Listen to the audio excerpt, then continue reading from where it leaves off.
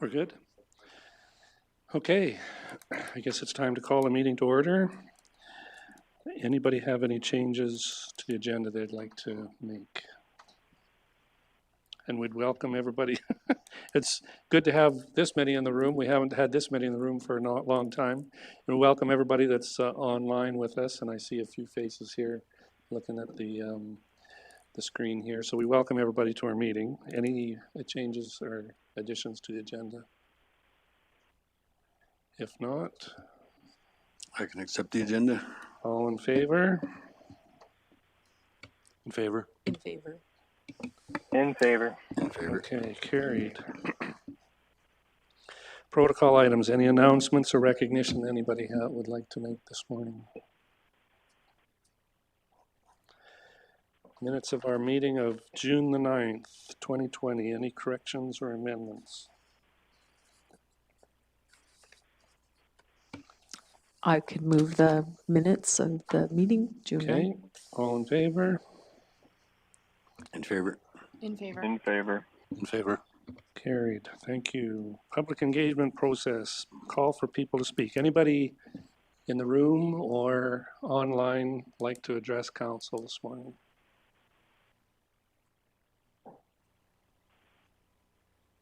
Hearing none, we'll move on.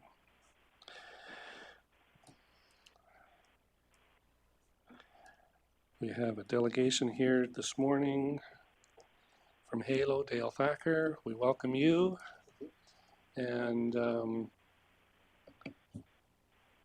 I guess we're going to present a check to you on behalf of the municipal district.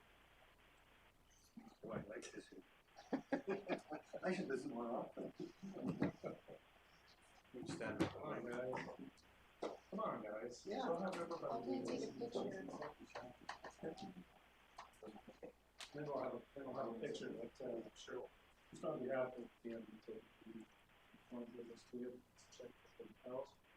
And we want you to know that for behind Halo, look forward to working in partnership with the municipalities to try and get some government. Hope that keeps you in the air for a few minutes. No, this is really significant. We really appreciate, what the Southern Alberta community's done over the last 4 or 5 weeks. It's nothing short of remarkable. And it makes my job as the chairman a lot easier to relate to and talk to Mr. Kennedy, because all of a sudden they're taking it serious. And that's never happened before. I've been on the board now for 42 years. And when you went there, they go, yeah, I would make handshakes and they'll smile. Nothing ever happens. Now we're getting a whole different perspective from their perspective. Because the point we're trying to make is, why would you ever support a monopoly? The monopoly doesn't do anything good. And we know why it started that way, because there was only one. Right? One is a monopoly. Now there's several choices, and they're starting to recognize the fact that Halo has a role to play in this region.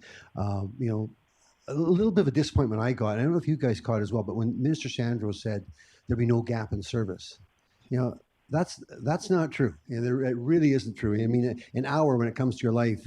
Well, I'm talking to you guys, right? I talked to a physician who said, he said the first hour is the important one. The second hour isn't as important. The third one is even less important. So by it being an extra hour, you've automatically given up the important hour, and it's not a long time in the big picture, but someone could wait for the rest of their life, waiting for us to show up. So, and it happens all the time. So, anyway, thank you. That's a lot of money. We really appreciate it. It makes a big difference to our program, because every penny goes to that helicopter. I should be out farming, but I'm, we're just volunteers, right? And it works really, really well. So, thank you. Just want to thank the MD of Tabor for supporting Halo, and for the Regional Fire Service. You're a very important link in the chain of survival in our area. So thank you to the Reven Council for this excellent support. Thank you very much. You're good? Okay. Well, let's just do a picture, fire sign or whatever, of everybody.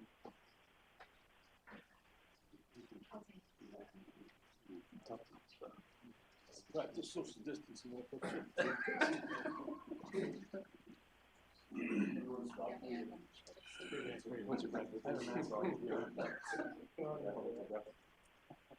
Joe? Okay.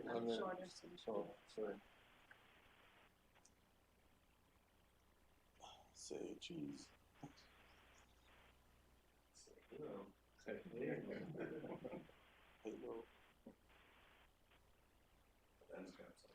That would be my finger. As you said, the fundraising and stuff in the past couple of weeks is phenomenal, and it just shows how Christmas feels. Halo is important. I'd say for 100.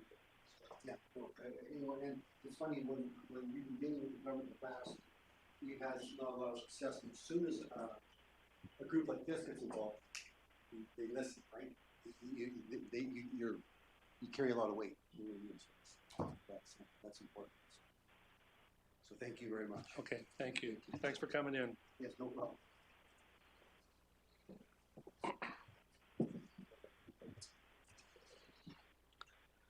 Okay. Reeve, could, maybe, I know at the last meeting when the motion was made, we acknowledged the per capita. I wonder if it's worth just to make mention of that one more time. Yeah, Cypress County is spearheading a group hoping to get 1/3 funding. That would be 1/3 from the province, 1/3 from municipalities, and the last third would have to come through fundraising. Their proposal at the meeting that we held was a $20 per capita contribution to Halo. At this point in time, the MD has committed, I think the check works out to $4 roughly. And that was, if all the municipalities, I should say, across southern Alberta were to contribute $4, it would give the 1/3 that was necessary for funding for Halo. So we're going to continue to work with Cypress County and the Halo board to try and lobby for the government's side of the funding, and we'll just continue to work with them to determine what that funding model is going to look like. But for now, that's what the MD felt we could do in the immediate to keep them flying while we work on the bigger project of getting the province on side in funding Halo. So there'll be more to come, I'm sure, once this funding model has been worked out with the municipalities and the government. Okay. We have another delegation, but not till 9:30, so we'll move on. Public hearing doesn't start till 10:30. Does anybody have a conflict of interest on anything that's coming up in the meeting today?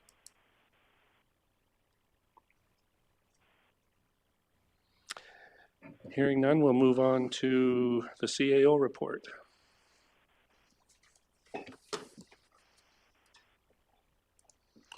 Alrighty, thank you, Reeve Harris. We'll do our best to answer any questions that council might have or council might want to emphasize themselves.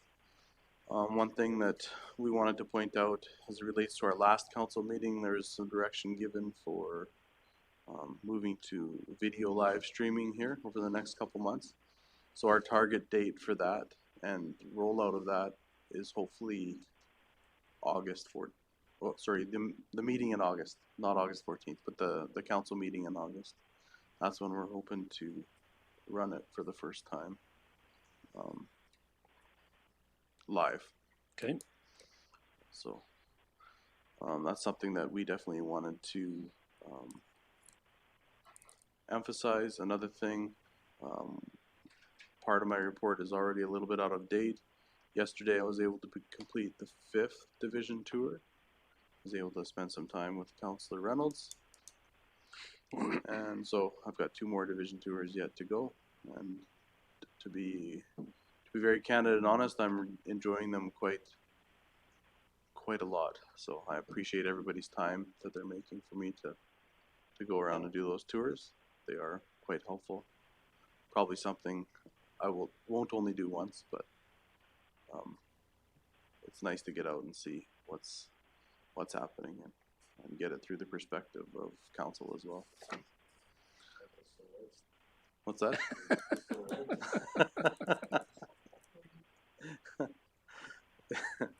No, I'm good. So I appreciate everybody's time so far, and for those that I've scheduled with, for making the time coming up here this week and probably into the next week. So thank you very much.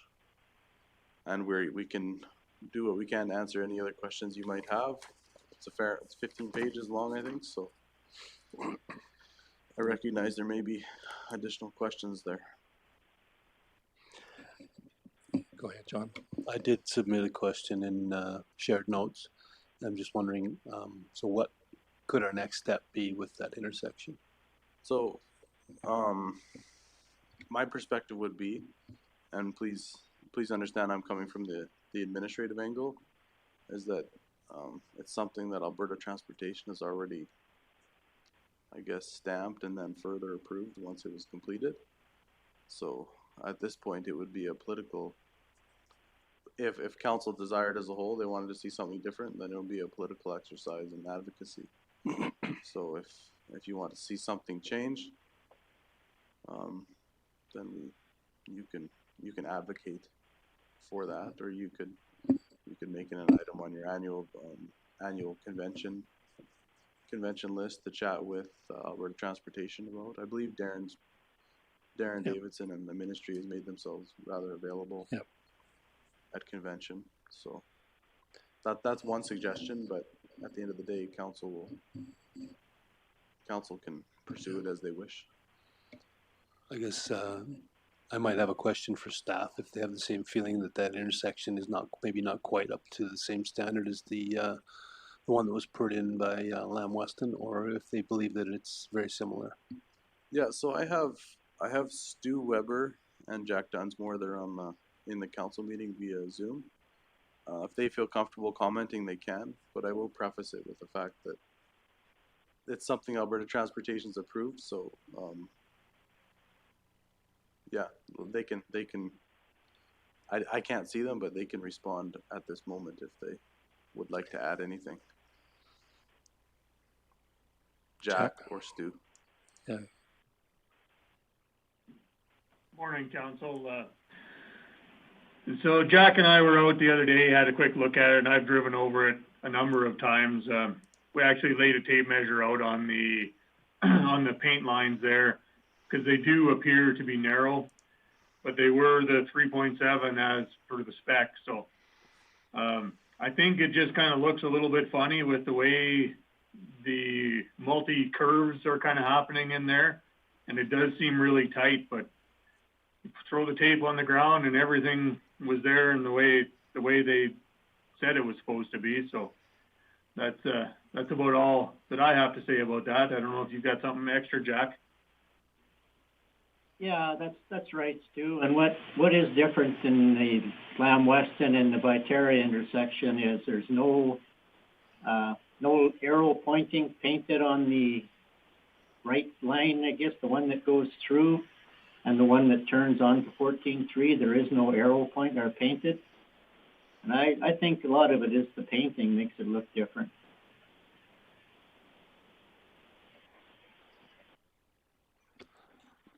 Thank you.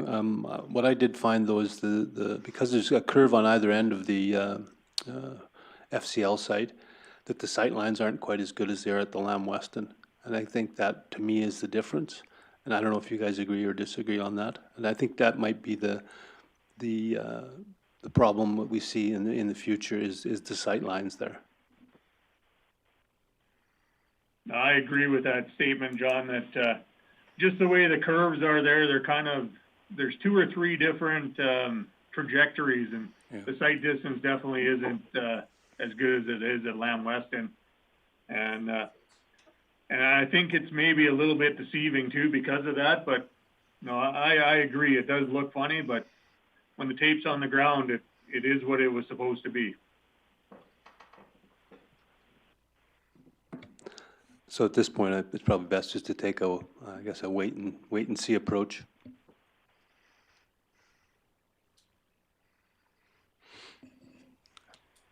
I did drive it on Sunday myself, and I'd have to concur that it's, you know, it's different than what we see at the other, at Viterra or Lamb Weston, because it seems like it's a big curve in the road right there. What, just, it does look different, but if it's up to specs, I'm not sure what more we can do other than just bring that concern forward at some point in time to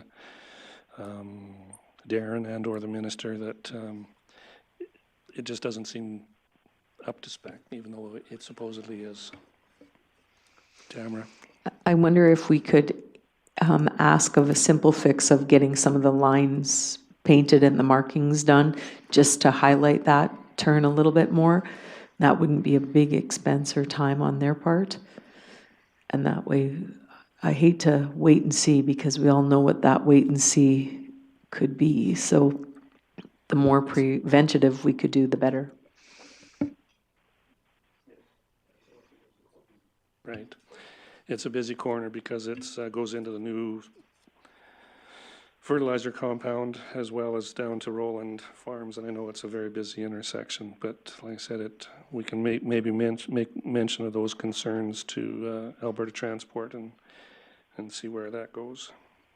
Anything else in Arliss's report? I've got a few things. Arliss, is any of your staff concerned about coming back to work after being gone this long and social distancing and all that sort of stuff, or everyone's happy to come back?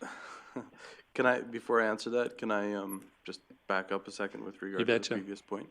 If, with regard to making mention of those points on that intersection, if that's something council wants to see, it would be preferable if we could receive a motion to that effect, and then that way we can explain that to Alberta Transportation, given that they're the jurisdiction that's responsible for it. If they see the merit in it, then they can do it. So I guess we'd have to remove this then from the consent agenda. Right. Yes. Okay, if you want to bring that back later. Write that down, Candace. Okay, sorry. Now to your initial question about folks returning to work. I think the general feeling is people are back to work, and they're happy to be with around other people. We do have a really good scenario to come back to work to, where we can actually social distance and feel safe in those respects. So that's definitely a plus and an advantage for the MD. The MD's also been able to implement a lot of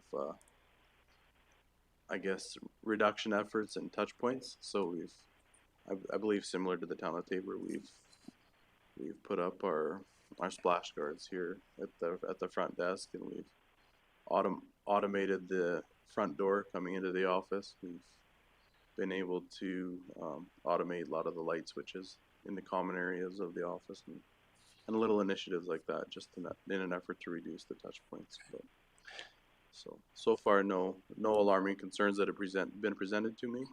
But. Okay, and is the plexiglass going to be just the norm now out there in the lobby, or is that going to come down someday? Yeah, I could see it being there for a little while. To be honest, I don't know. I don't know yet. Okay.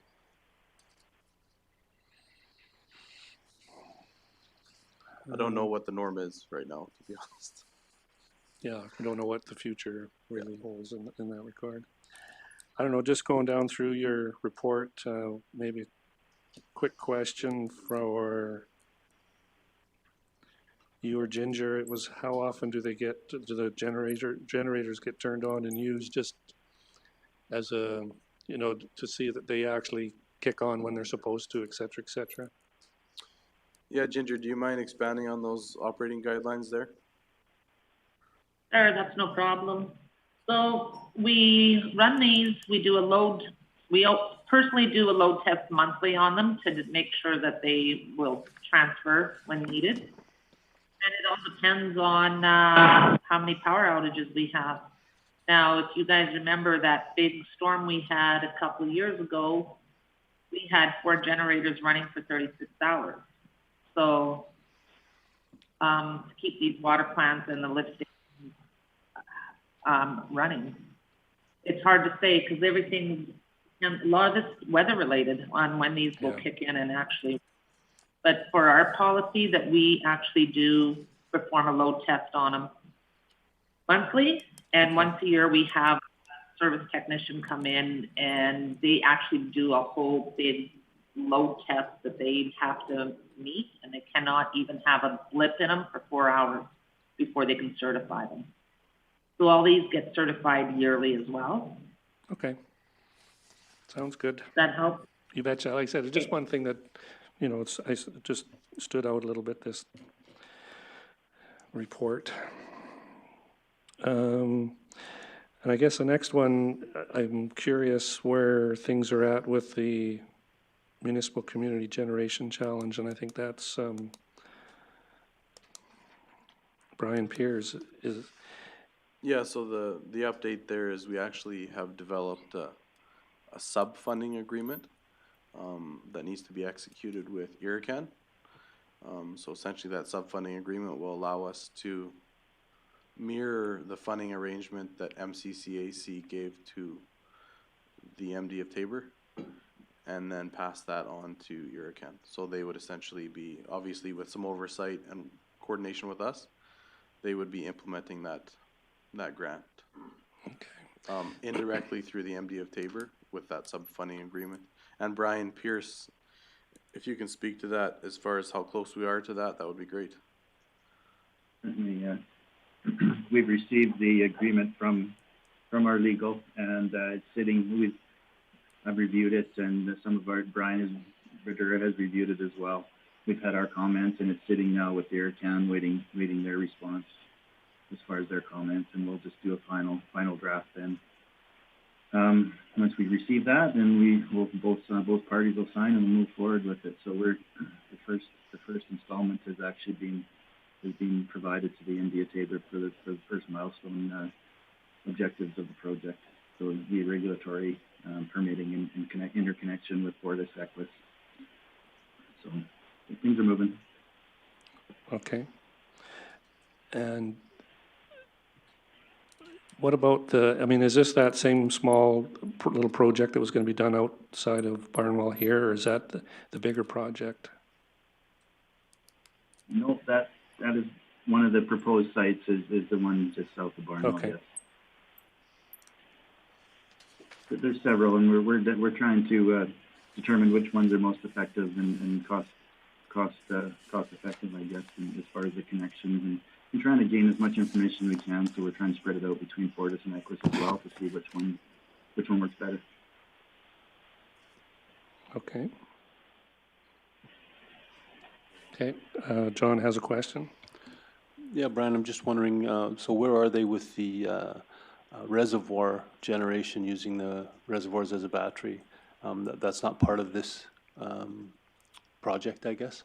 Then this would just be the brownfield oil field sites then, is that right? That's correct. That kind of component of the application wasn't approved for development or funding. So I think it's still a priority of St. Mary's Irrigation District, but at this point, no, that's not part of this project. We're looking at 2 megawatts of generation on between 2 and 4 oil abandoned or partially reclaimed oil and gas sites. Okay. Go ahead, Tamara. Okay. Go ahead. Okay, I just have a couple questions. I always appreciate getting reports on where we're at with SCAR and the MD app, and as well as the number of service requests. I think if we ever have a downtime, which I know we haven't with all the COVID stuff, we should continue to promote, and I think it was really well done on the assessment notices. So as we do the tax notice, when those come out, I think we should still continue, because I think they're valuable, and people who are using or receiving the information are commenting positively. So I appreciate the work that's done, and if there's some outside of the box way to continue to get more residents on that, that would be good. And then my other question, and perhaps there's no answer for it today, I just was wondering if the dust mitigation mirrored our last year's application, or if we are quite a bit below. Stu, are you able to give a quick synopsis on the It might be the next dust mitigation delegation. intake this last round? Yeah, I can give a quick rundown on it. So this year we had about 125 applications compared to about 180 last year. So we're down a little bit that way, and we did a few less maintenance areas as well. So it's down a little bit, but still a good program, and it went well. So. Thank you. And then I just have one more. Arliss, you had asked us a couple times, or maybe once, about our a retreat and things like that. Do we need to have that added to our agenda at some point so we can determine that? And I appreciate Arliss's weekly updates, kind of keeps me in the loop, but perhaps I have not been good at replying. I read and accept, and unless I have a question, but I was reviewing them last night and thought, there's some things maybe we should be talking about here, but I wasn't sure if today was the right time, so I just wanted to bring that forward. Yep. Carlos, if you want to. Yeah, one thing I could suggest on that topic is I can even just bring a item to the next council. I think we would have enough time still if I brought it to the next council agenda and we just get a formal motion, formal discussion, and get it either set up or not set up. Yeah. And organized. Does that sound amenable to? I think we all felt we had one dayer in January. Yeah. I think we all felt that was worth the time and effort that we put into doing that. And it would be probably good to do that again. It's just a matter of when. And so I don't know. I know RMA week is long already, so I don't know if that's a good time or a bad time. But I think Arliss is going to bring some suggestions forward to the next meeting as when to do it. And I know summertime probably isn't the best time to do it, and harvest isn't the best time to do it. So it'll probably be November if that works with everybody. I know RMA is early this year. I think it's the first week of November. So if we wanted to try and do something after that. Like I said, Arliss is going to bring it forward in our next meeting, but go ahead. That's good. I just wanted to make sure that, Arliss is taking the time to update us on some things, and because it's more informal and just general, I just don't want him to think we're not paying attention to it. Yeah. So whether we need to bring it here or whether we should do better at responding, I know that for me, I've read it, accept it, unless I have a question. So it is appreciated, those updates. So I'm glad we'll move forward on that one. Okay, it's 9:30 and we have a delegation with us. So Vaughn, if you want to take the hot seat up here, we will we'll go around the table and introduce ourselves. You probably met us all once already, but we'll go around the table one more time anyways and introduce ourselves. Hi, I'm Jennifer Croson. I'm the Division 5 counselor, which is the Hayes area. Hi, Vaughn. John Trichetto, Division 2, South Tabor. Hey, John. Merrill Harris, Division 1, where ICI sits. Murray Reynolds, Division 6 in Chenery. Murray. Tamara Mianega, I'm Division 4 and north of Highway 36 to the river. And Arliss Crofts, the CAO with the MD of Tabor, and next to me, Candace Robinson. Councillor Levitt Haug, are you on? You're still on, Levitt? Anyways, he's online.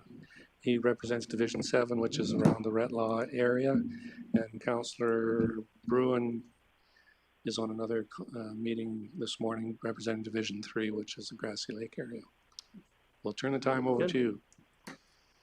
Well, thank you. Well, I actually didn't contemplate a mask, but I sat down and thought, maybe we should have had a mask. Nice to see you don't. So anyway, thanks for having me. I appreciate it. So yeah, Vaughn Penner. I'm the managing director at ICI out there on the highway, which I think everybody's familiar with. What I'd like to do is just give you just a little bit of context about kind of where ICI's come from, where we find ourselves today.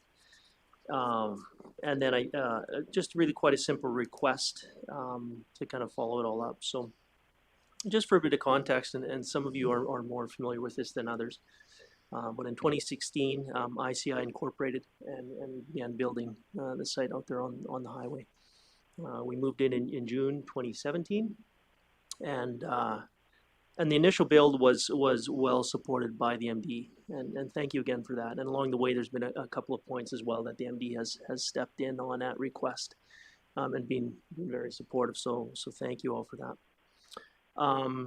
Business growth has been very strong since launching, right? So to take a new venture like that, an independent venture, and start at zero, and move forward and see our way into profitability has been just really encouraging, exceptional, and lots of support, right, from the community, from the farming community. It's been very good. So really only good reports.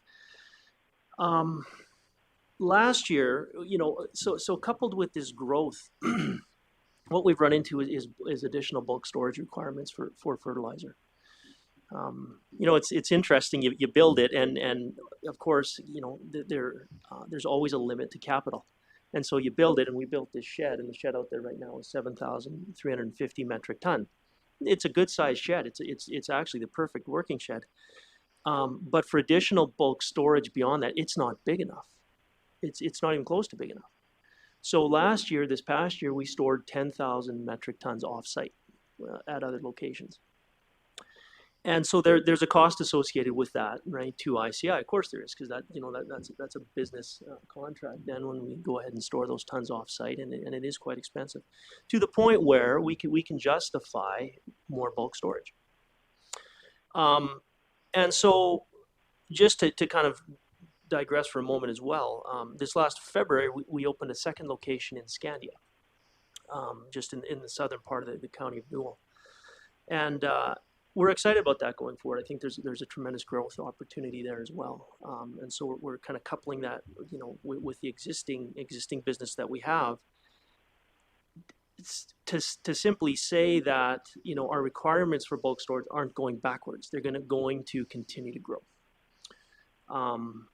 And I think the other thing I'd like to make with respect to our business is this business model is high revenue, low margin, right? Like, this is not, I promise you, a get rich fast scheme.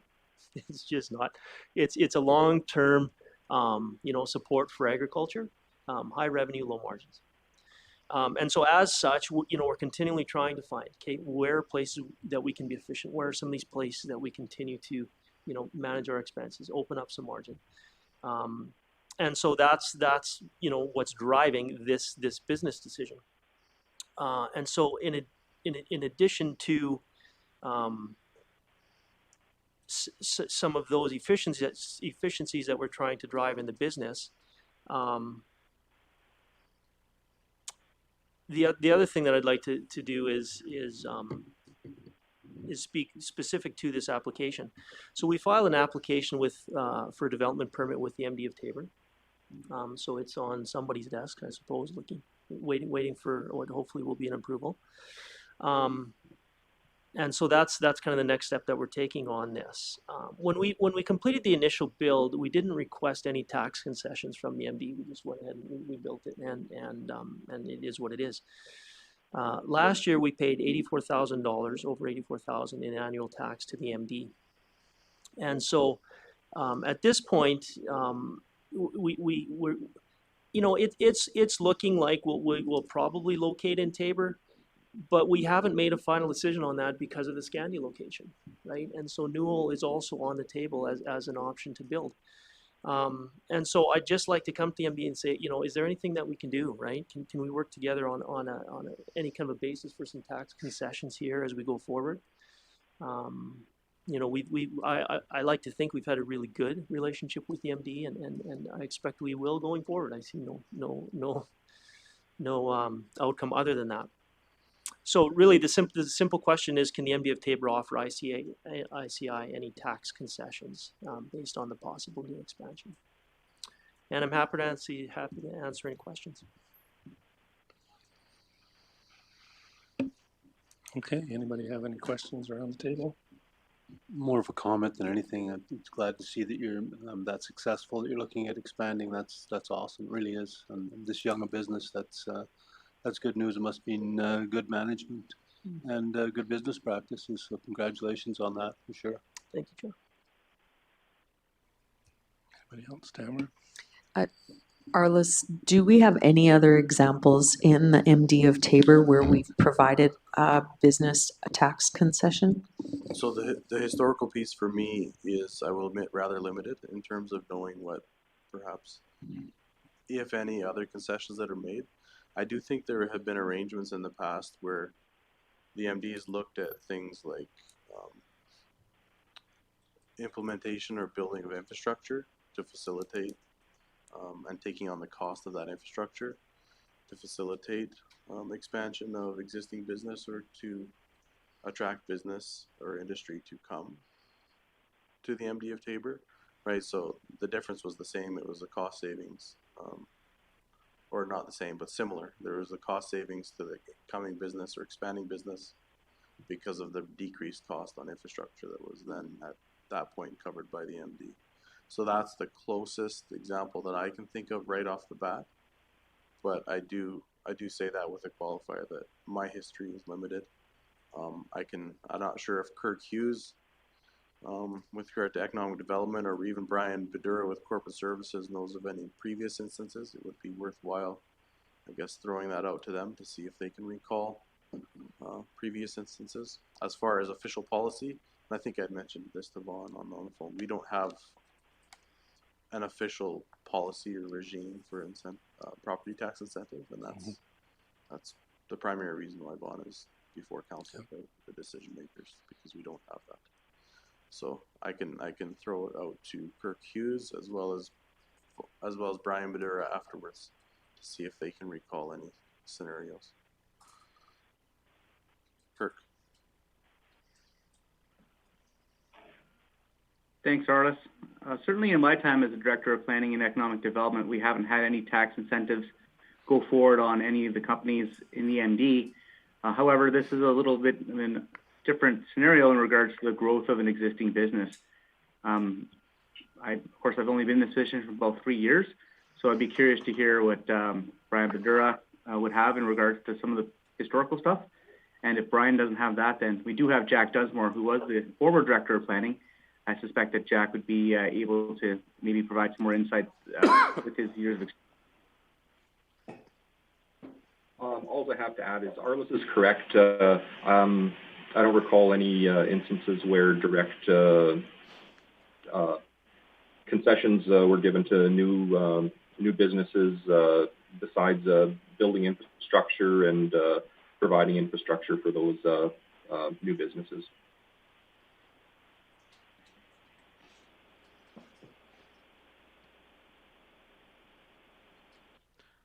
Jack, did you have anything you could add, or is it a ditto? Well, the only thing I can add right now to that is the MD has, like you mentioned, Arliss, they have give stuff in lieu of, and they've also offered to several different types cheaper land that the MD owns, sell it at a discount rate. But I can't remember any tax concessions anywhere.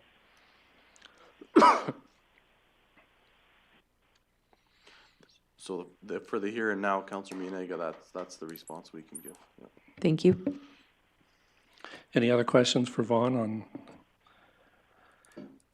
their business proposal? Okay. I got one, I guess. Meryl, I got one question or a comment, ahead, I guess, Levin. in regards to it. Would they be one that would qualify under that small business tax?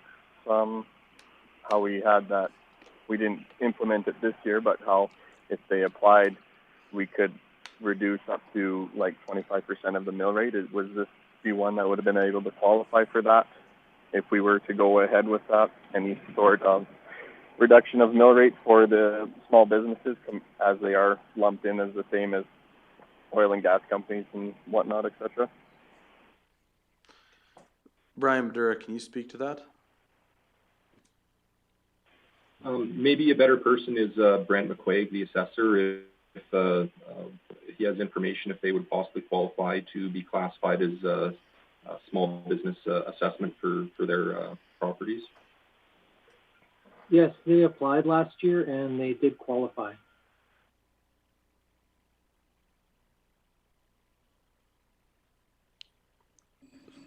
So can you elaborate on that a little bit more, Brent? Exactly, you said they did qualify, and explain to us again what that small business, it's not an incentive, but. So essentially, they qualify under the small business tax. You can set a different mill rate under that subclass. This year, council hasn't set that different mill rate. We didn't do that, okay. Right, so in the future, that's something council could consider is setting a different mill rate for that small business non-residential subclass. Yeah, and they'll continue to qualify as long as they don't have more than 50 employees across Canada. So that's something to keep in mind as their business expands going forward. Okay. Any more questions, Vaughn, for us? No, I'll leave it with you for consideration. Yeah. Thank you very, very much for your time. Yeah, thank you very much for coming in and for what you're doing out there. Mm-hmm. And we'll get back to you. Good enough. Thank you all. You betcha. Thanks, Paul.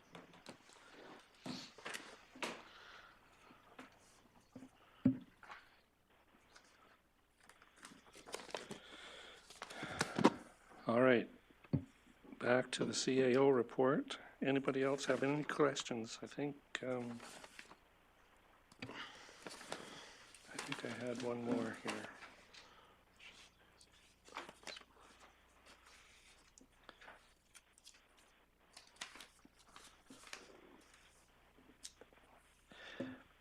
Down under, I'm not sure what page it's on, about the Bridge to Food Conference in Europe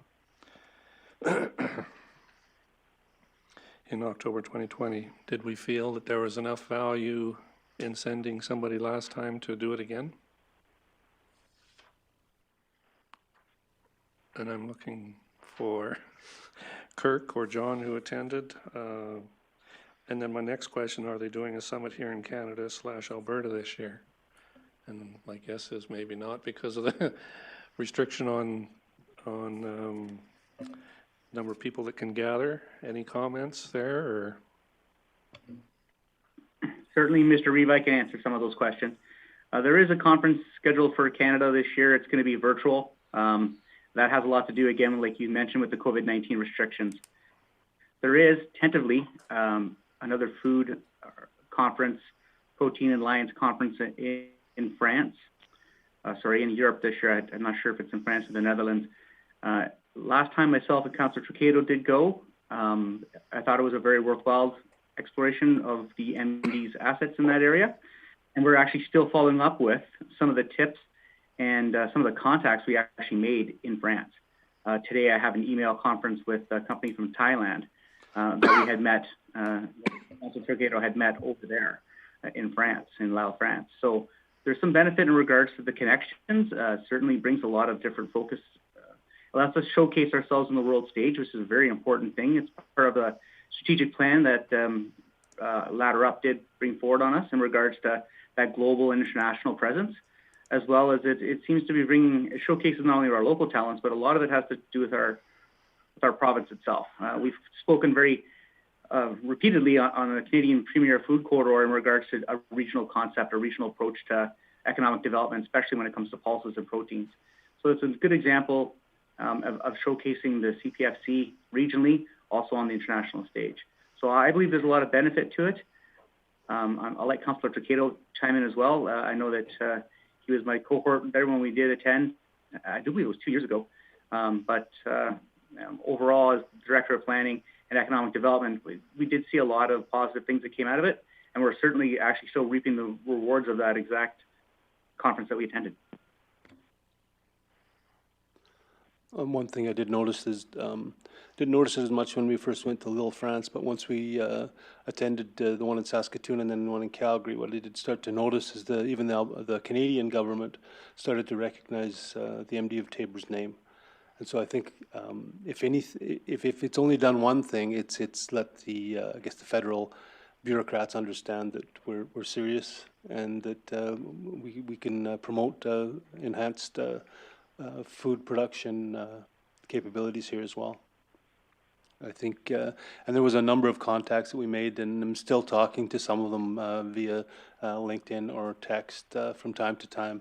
And there's when you start to see these people a number of times, they start to become more comfortable with you, and there's a bit of a trust factor there. And I think that's what going to these conferences does.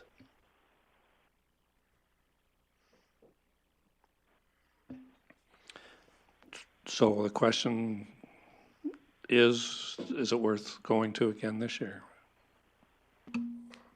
My only comment would be that it's COVID 2020, and I don't know that it would be wise traveling in the fall out of country. But that's just my 2 cents. So, Kirk, when they talk about a virtual conference, it's kind of like a council meeting with a whole bunch of faces on a screen. Is that kind of what's going to happen? I believe so. I spoke to the director of the Manitoba Food Processing Center just 2 days ago about this conference and some of the ideas of what we wanted to work out together, hopefully in person, but unfortunately we'll have to do it on Zoom. My understanding is that it'll be just like a council meeting.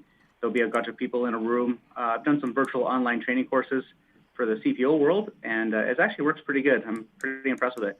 It is hard, I think, as Councillor Trocato said, you want to make those personal connections and get your name out there. It's harder to do that on Zoom than it is in person. Yeah.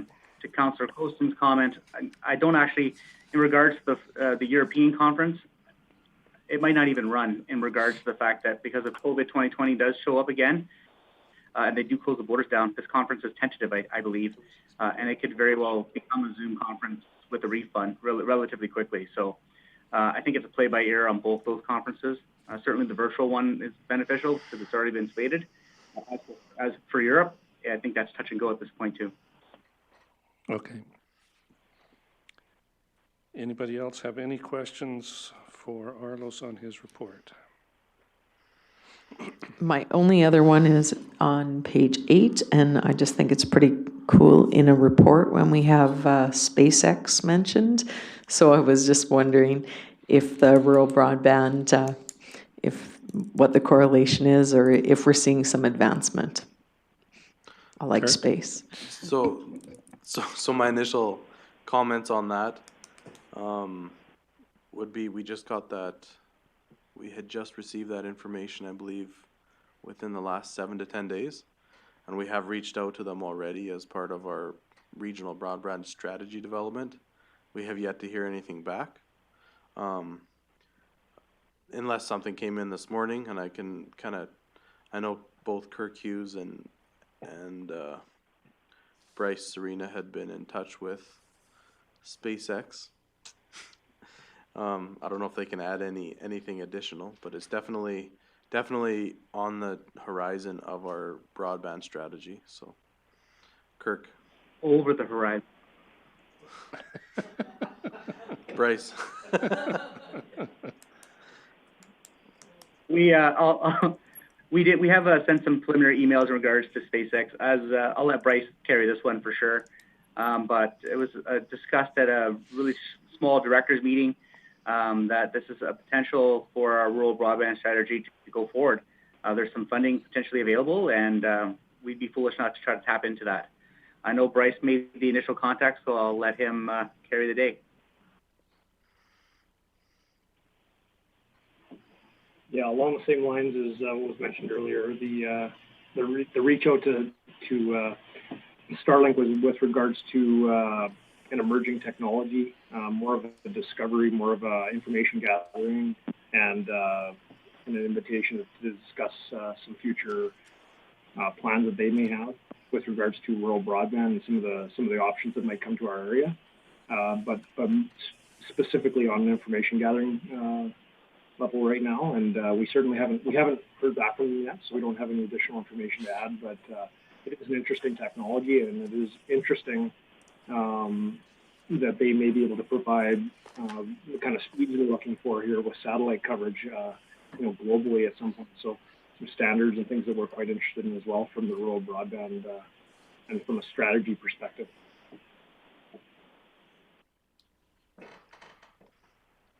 Okay. Anything else from Arlos's report? Anybody like clarification on?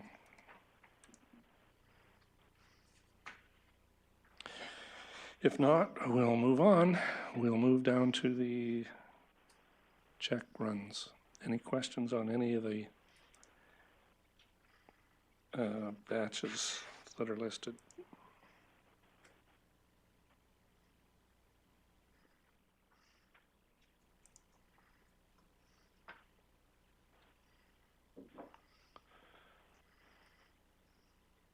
No questions? We'll move on then to operating financial statement.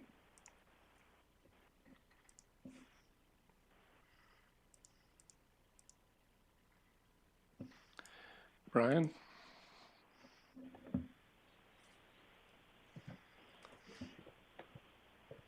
For the operating financial statement at the end of May 2020, I don't have anything to point out. The financial statement is very close to where we look like we're on budget for 2020. And I think unless there's any questions.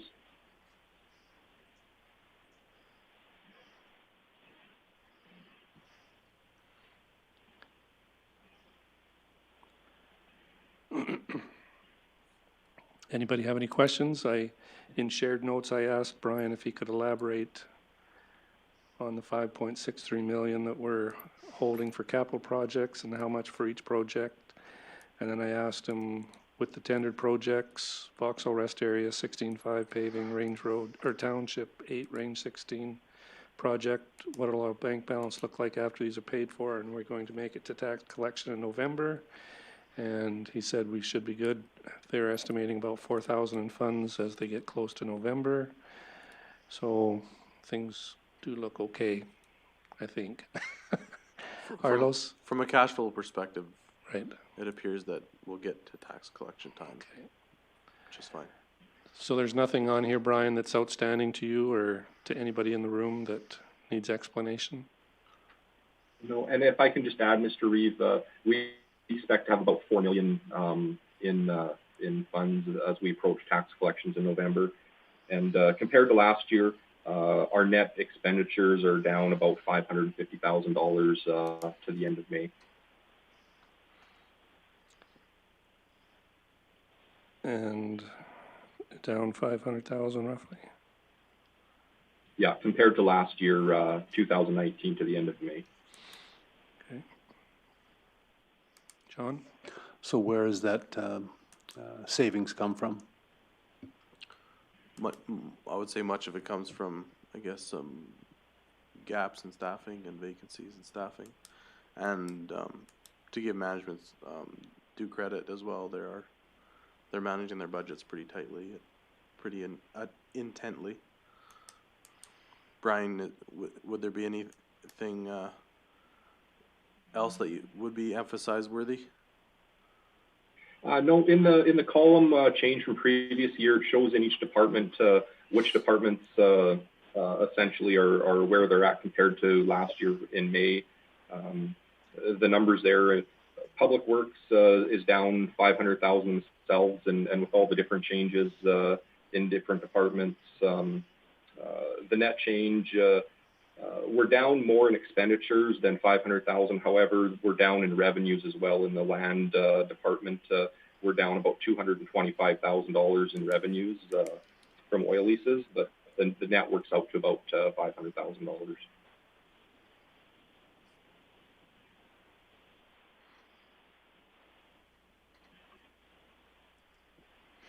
Okay. Any other questions there at all? If not, capital transaction report.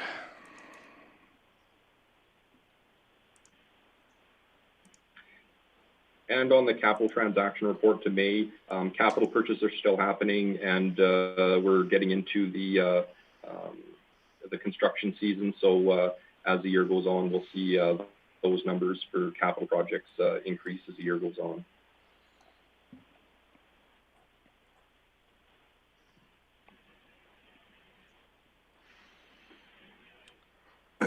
Excuse me, bank reconciliation.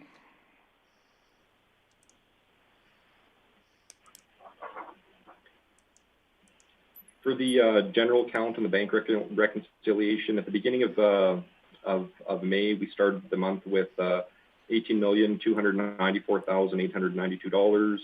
We had just over $1,261,719 in receipts for the month.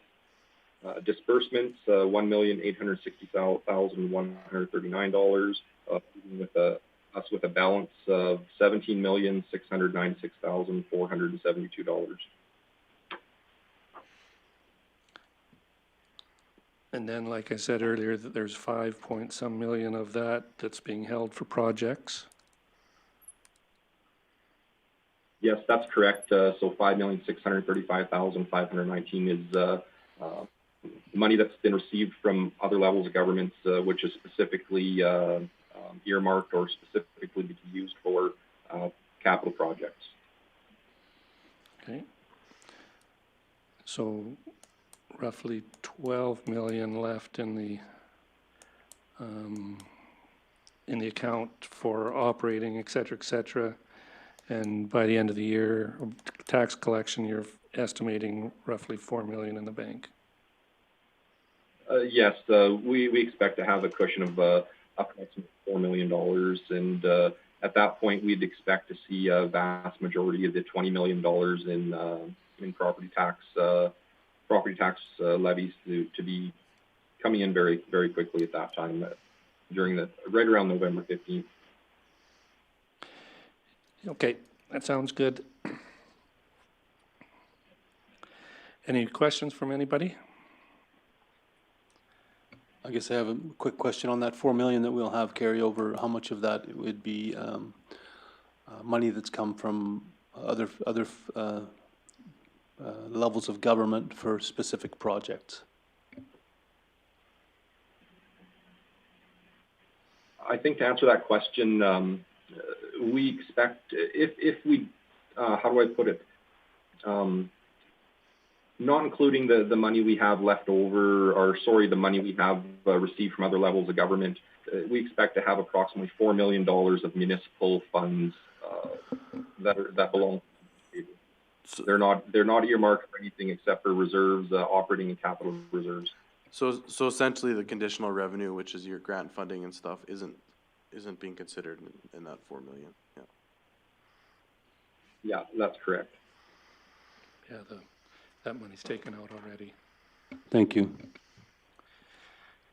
Okay, the last one to end this is the council earnings summary. Any questions there?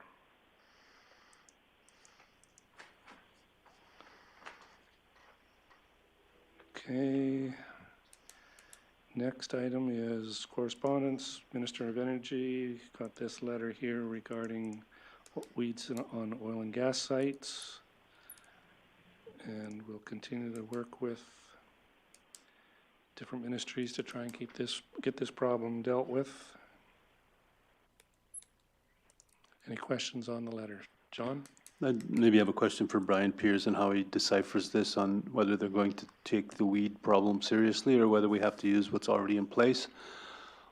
Or does it look like, reading between the lines, they're going to use some of this money to look after annual weed concerns on lease sites? From my discussions with the AER and both AER and Orphan Well Association, that there's really no motivation to use any of those. That money that was earmarked for reclamation to address any weed issues, unless it's on one of the sites that they're currently working on that hinders the success of that reclamation. So, I would say not. I haven't done a lot of research to see about the programs that they were offering to us up, which I think would probably be relatively negligible. Again, a lot of the same messaging that we received last year with that same letter, some similar requests from them for what we should do to move forward with these weed issues. There is a motivation to take a lot of those wells off those lists, and that will help, but it's slow and it won't address it for this year. For the most part, the ones we're seeing in the MDA-Tabor, and the most problematic wells we're seeing are companies that's still operational. So none of these programs are probably relevant to companies that are currently still producing. So it's basically talking. They're encouraging us to work with the companies to address our concerns, and that just hasn't been successful to date. Well, I'm not sure that strategy's worked in the past, and I can't see how that strategy is going to work in the future. I think we need to continue to, through the provincial government, ask for some assistance in holding these oil companies to task. There's lots of issues with weeds on their sites that are really impacting the surrounding lands, and that needs to be addressed. And it needs to be addressed sooner than later. It just continues to get worse every year, and I guess the system we have in place right now doesn't address it, and isn't being very successful at addressing it. But we do need to have some type of a strategy to address these concerns, because it's continuing to get worse. On damages or impacts outside of the surface area lease taken, there is, through the Surface Rate Board, you can apply for a Section 27, which will compensate in time, if successful, the damages that you've seen off of these sites for weeds and other, if there's contamination of weeds. But again, if it's in the same realm as the Section 36 applications that may take a year and a half to 2 years, so I don't see an immediate response or a way to address it for 2020. I did have contact with several companies, alerting them and asking them for their weed management plan for the MDA-Tabor, and as expected, received no responses. Go ahead, John. I guess I have one more question. So have you ever attempted, on behalf of the MD, or helped any ratepayers, I guess, apply through that Section 27? And I'm just wondering how challenging that might be. I haven't on our behalf or on behalf of any of the residents. I have for Section 36 for the return of rentals or recovery of rentals, but not on the damages. No. And I don't believe it's any more onerous than the Section 36 application, which is a 2-pager with some documentation that you have to provide. Thank you. I'm sure we've talked about this before, and they're probably the liability, the legal aspects of the MD going in and doing some spraying to help landowners with these problem sites. What kind of legal implications is it, or would there be for the landowner or the MD to go help clean some of these up? Are those, anybody want to try and a stab at that, or Brian? I'll let Brian kind of lead the charge on that, but I imagine, I mean, if first of all, if it's not your land and we're entering it, then that has those typical implications. Might be a little bit different if it is your land and there is an existing lease, but that being said, you're dealing with equipment that's owned by others. Right. Brian, I'll let you. I think that's where a lot of landowners are at right now, and informally they are going onto their sites, onto oil and gas sites to address some of those concerns, and it's just another way that the companies are getting a free ride, I guess you might say, because they're having to deal with it themselves. So there wouldn't be any opposition, likely be much opposition from the companies when landowners doing that, but there's much of a liability legally, I guess. It's also if EMD was to go do it, it's a financial obligation, liability as well. Our public works folks are very busy doing their own projects, and for us to try to recover those costs from these oil companies by going onto their sites would be basically futile. Yeah, I know our guys are busy enough doing their own thing, keeping our roadways clean and et cetera, et cetera. I know for those landowners who have these problem sites, it's just,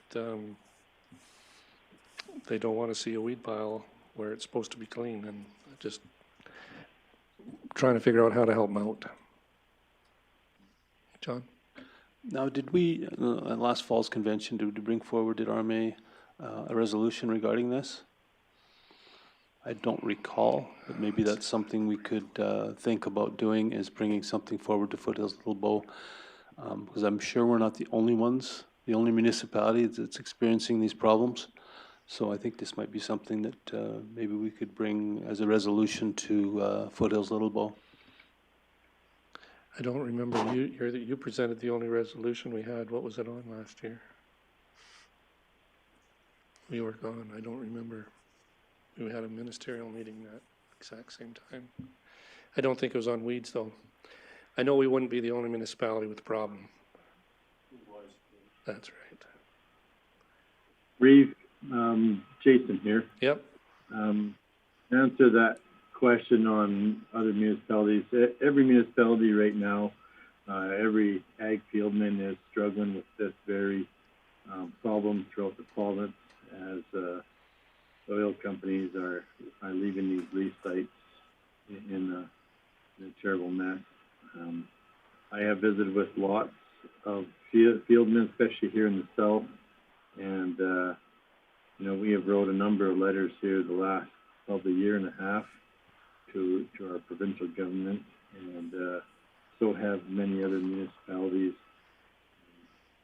I am certainly interested in this letter that came back. They didn't mention in there that we have the WEED Act, and the WEED Act only works if people are paying the tax bills, because that's where you put your work done, is on a tax roll when they don't pay, and so a lot of these places are not. So having the ability to give them the weed notice doesn't do any good. So you think a resolution to Foothills Little Bow would be in order? I would definitely be in favor of that. And or ASB conference, both? We'd have to pull that out for the consent agenda exemptions. Okay. Any other? Let's see, we're down to, Minister of Energy, so that's all of it. So I've got 2 consent agenda exemptions, Highway 3, Federated Co-op Limited Corner, and a resolution to Foothills Little Bow and or ASB. Merrill? On weed issues, yep. Would the Highway 3 intersection, since it's not actually part of consent agenda, should it go under council request for information and motions, which is just under council agenda exemptions, just because those letters weren't part of the consent agenda? Oh.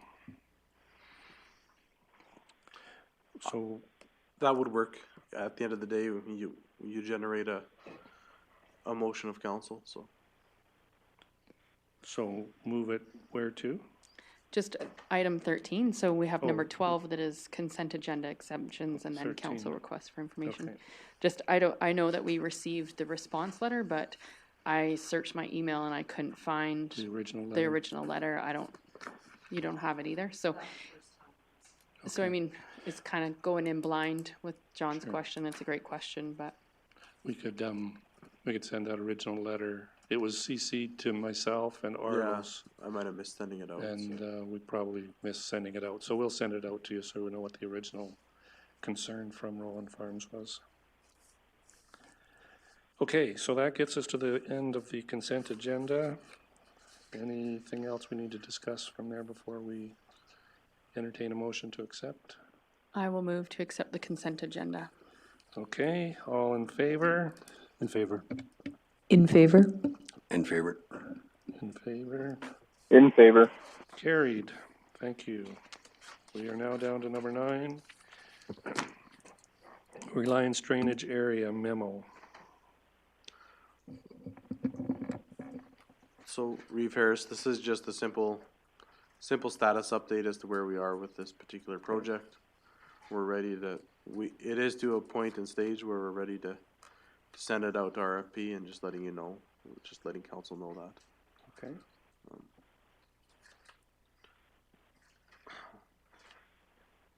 I just find it here. So it's just an information item then? Yes, it is an information item, yeah. Any questions on this information item? If not, we need a motion to accept for information then. I can make that motion to accept this for information. All in favor? In favor? In favor. In favor. Carried. Request for decision. Where are we at for time? 15 minutes yet. D7 replacement.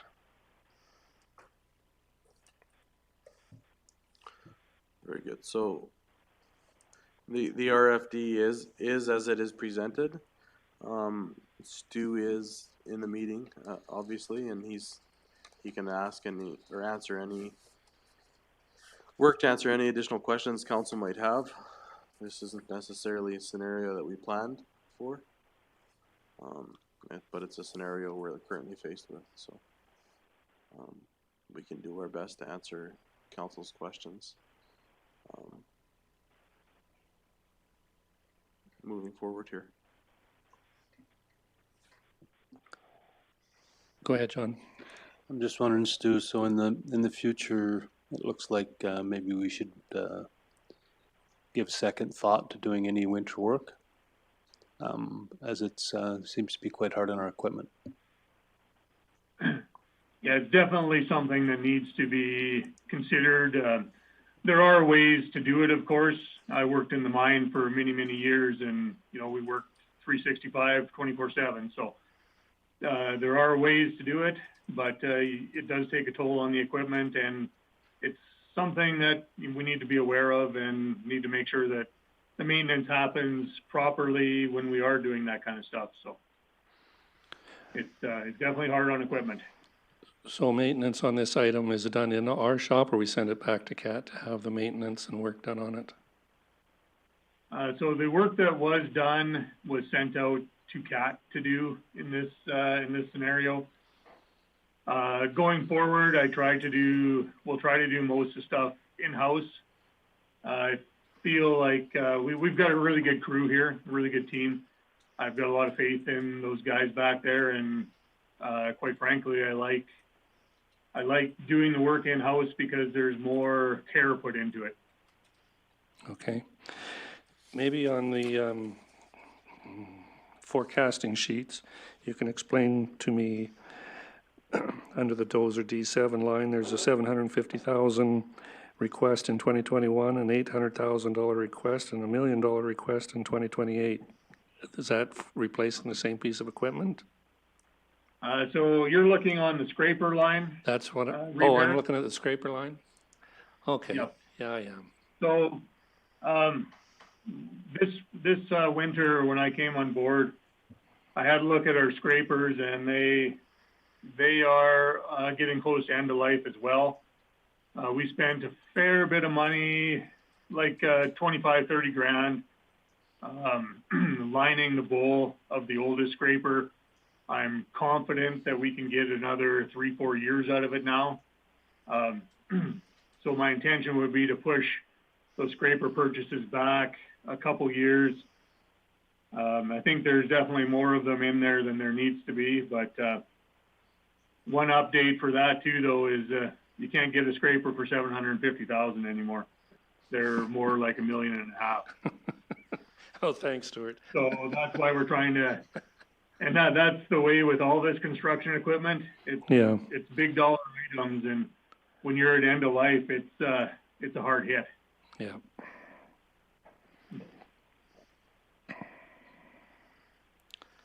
But that being said, it's also very critical stuff to have. It pays for itself very quickly, and the abilities that we have in-house are envious, quite frankly. So I don't think that's something we want to get away from.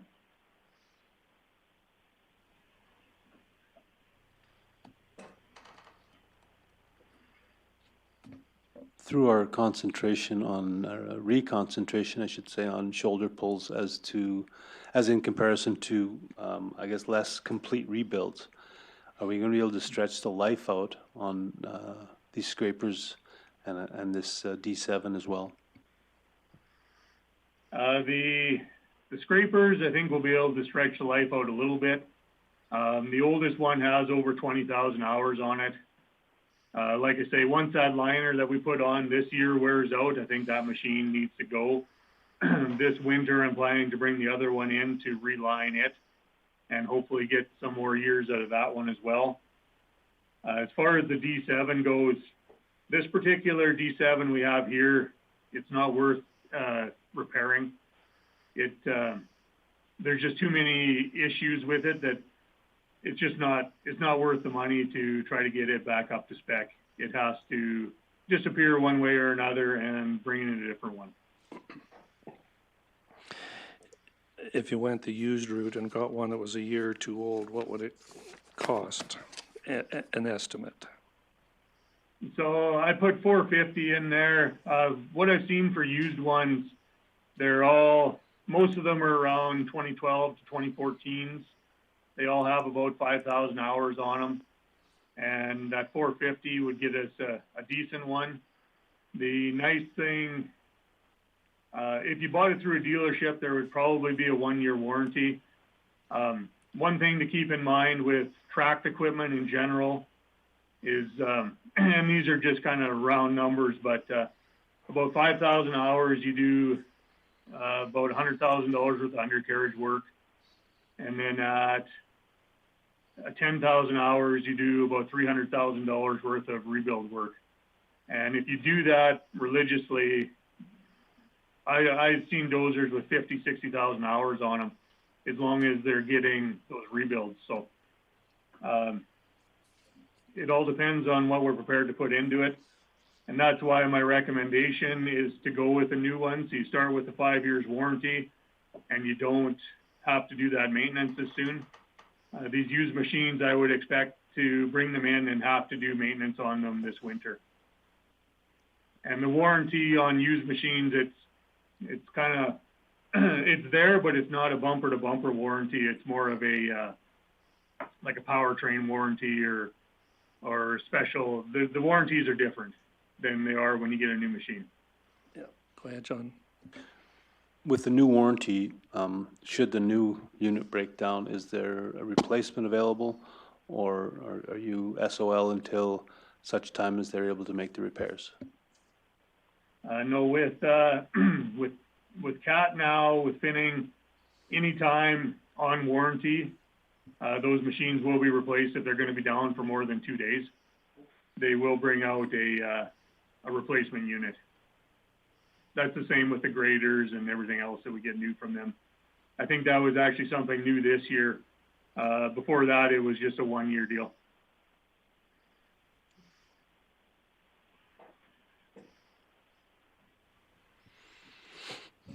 Any more questions around the table for Stuart?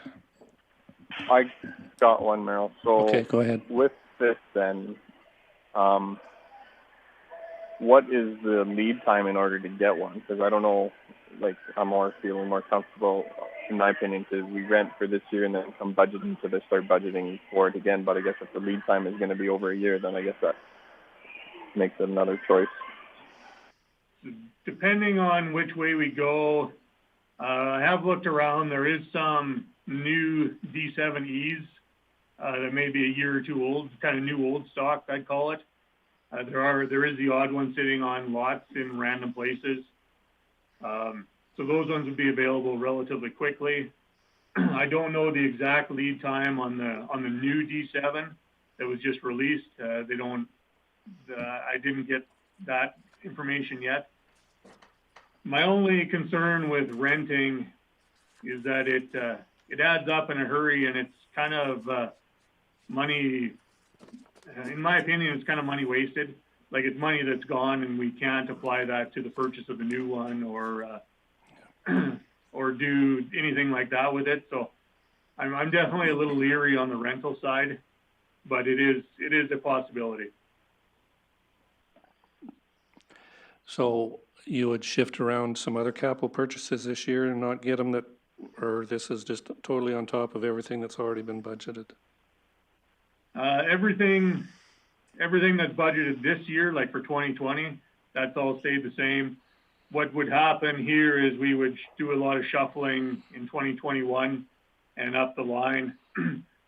Looking at this document, there's lots of movement that needs to happen to get things the way I would like to see them as far as our capital replacement.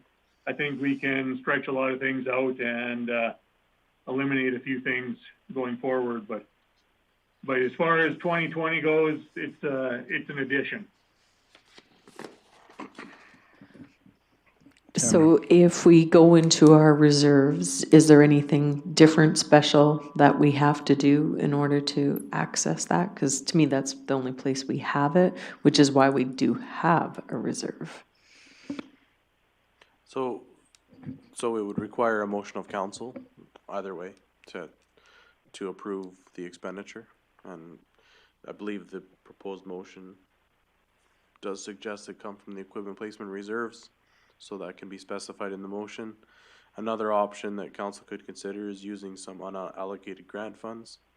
There is some unallocated MSI that has yet to be specifically earmarked, but at the end of the day, it's the same difference, right? You're either using it on that project or a different one. So, did that answer the question?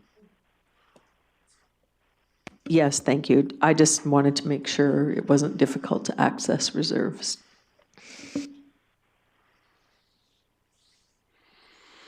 Okay, any more thoughts around the table? Murray, your thoughts? Jennifer? I would be in favor of purchasing new.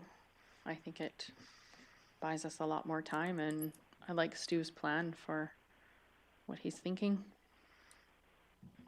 Okay.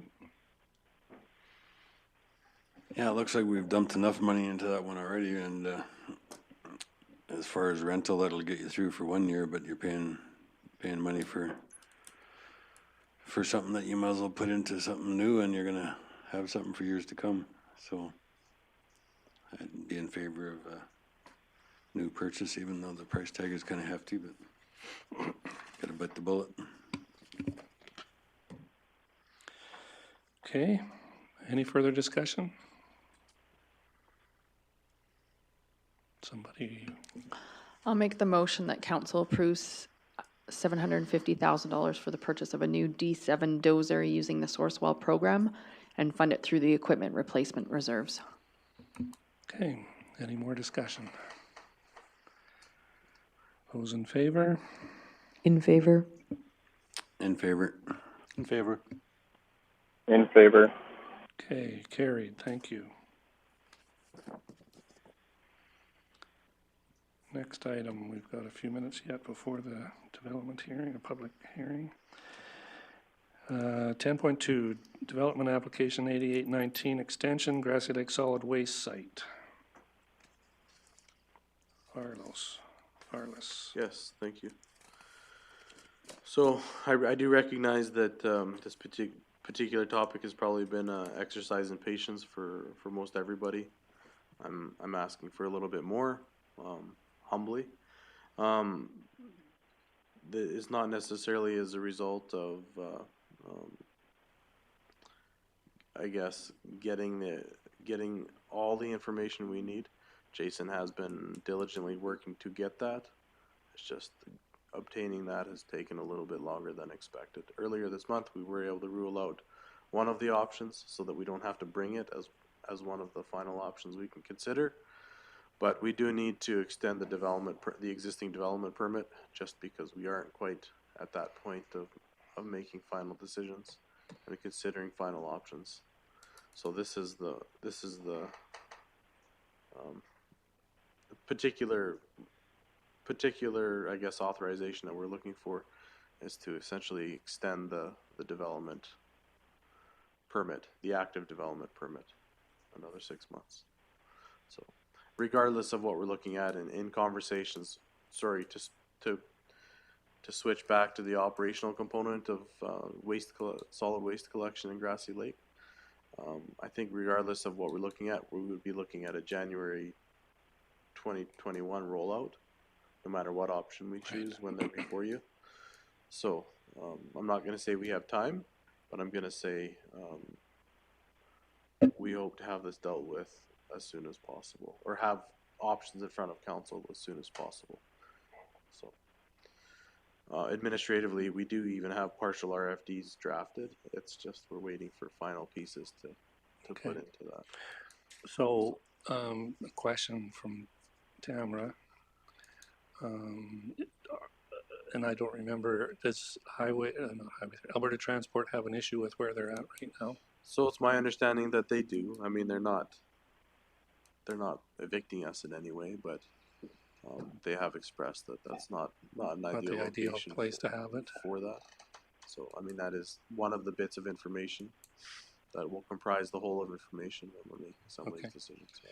So basically, you're just asking for time extension on the development application while we're doing some more information gathering. Yes, that's what we're asking. Anybody have any concerns?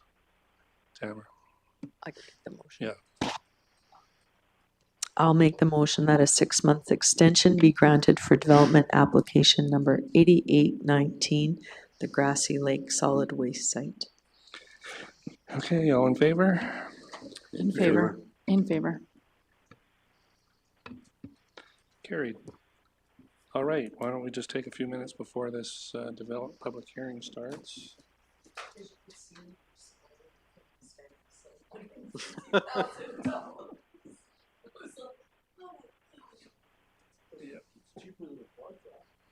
John Deere quad truck. They're 900. I drive by and go, oh,